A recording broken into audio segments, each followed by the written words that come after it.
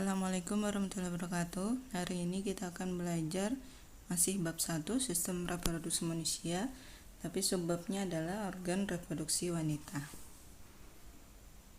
Tujuan pembelajarannya, kalian harus dapat mengidentifikasi organ reproduksi wanita, menunjukkan bagian-bagian organnya dengan tepat, itu maksudnya. Yang kedua, kalian dapat menjelaskan fungsi masing-masing organ reproduksi manusia, reproduksi wanita. Organ reproduksi wanita terbagi menjadi dua bagian, yaitu bagian luar dan bagian dalam. Bagian luar yaitu vulva, merupakan celah paling luar dari alat kelamin wanita. Yang kedua adalah labia mayora. Kalau dia menyebutkan mayora itu artinya besar ya. Labia itu bahasa biologinya dari bibir. Ukurannya tebal karena dilapisi lemak, fungsinya untuk melindungi vagina. Yang ketiga yaitu labia minora. Minor artinya kecil. Dia strukturnya halus, tipis, dan tidak dilapisi lemak. Fungsinya juga sama, melindungi vagina. Yang terakhir adalah klitoris.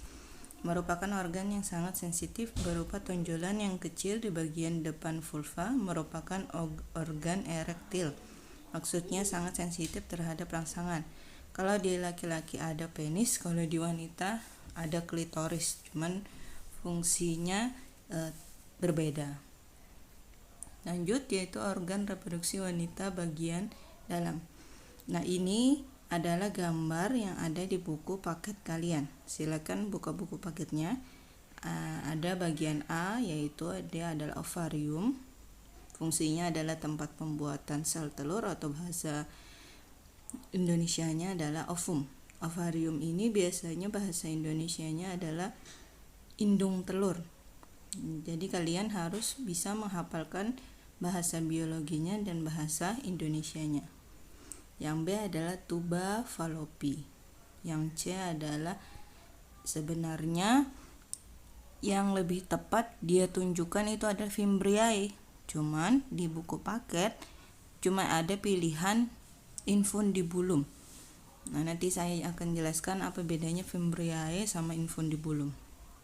Yang D adalah uterus, yang E adalah endometrium, G adalah cervix, F adalah vagina.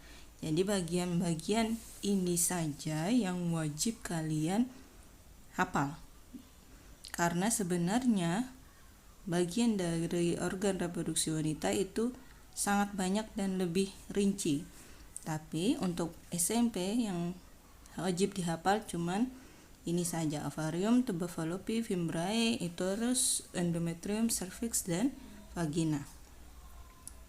Nah, yang lebih detailnya kalau kalian nanti sekolah misalkan jadi guru biologi atau ke dalam kebidanan, maka kalian harus menghafalkan lebih banyak seperti ini. Nah, tapi saya akan menjelaskan apa bedanya fimbriae dan infundibulum. Fimbriae itu dia adalah, lihat yang ditunjuk dia itu seperti umbai-umbai. Kalau dia seperti umbai-umbai namanya adalah fimbriae. Nah, di atasnya fimbriae itu adalah infundibulum. Setelah infundibulum namanya ampula. Setelah ampula namanya isthmus. Nah, keempat ini namanya adalah tuba fallopi. Jadi mereka adalah bagian dari tuba fallopi. Kadang di gambar atau pertanyaan yang ditanyakan itu yang ditunjuk itu yang dua ini, ampula dan isthmus. Apa yang ditunjukkannya namanya? Cukup kalian jawab itu adalah tuba fallopi.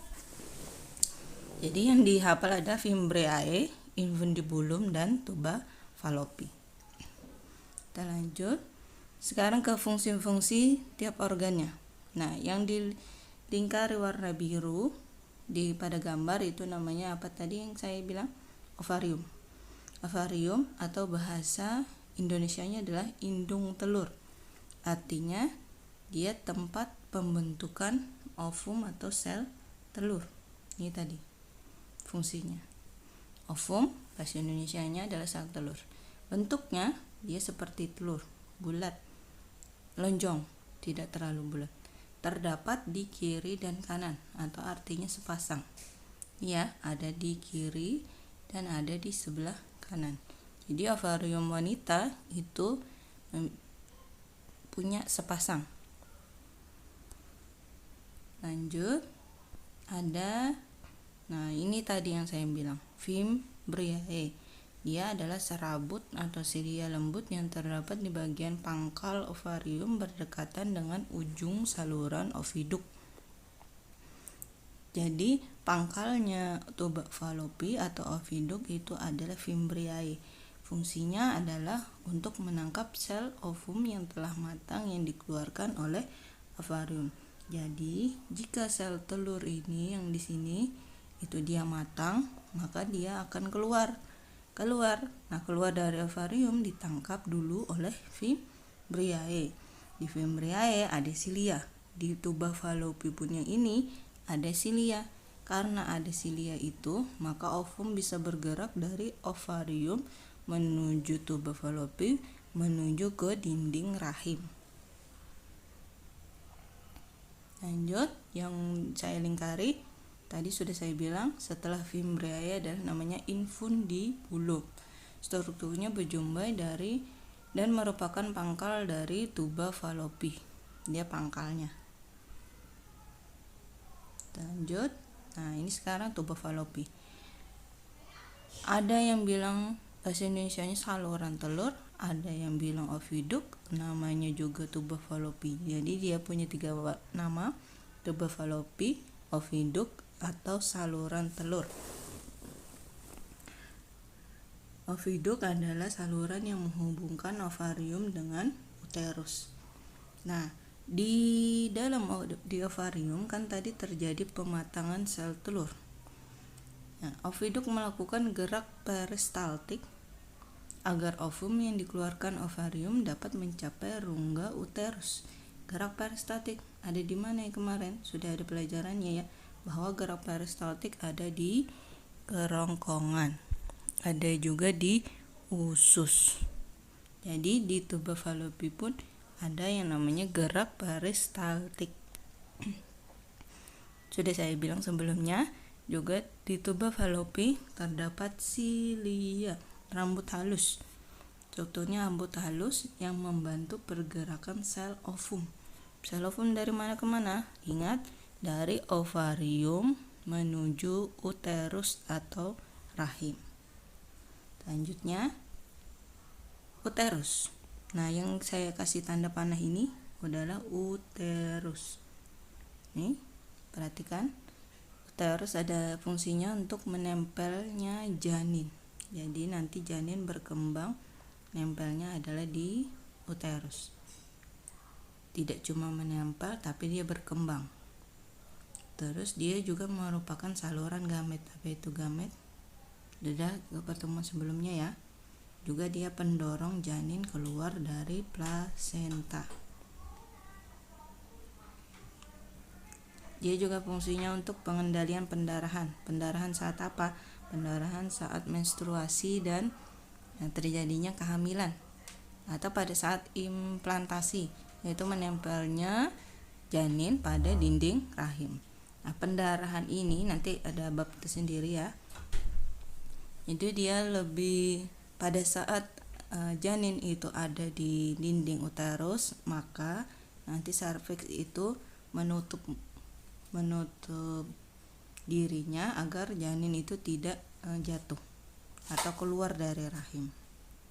Selanjutnya ada serviks, lihat tanda panah, serviks atau mulut rahim. Struktur rahim bagian bawah yang menyempit dan membuka ke arah vagina. Jadi pada saat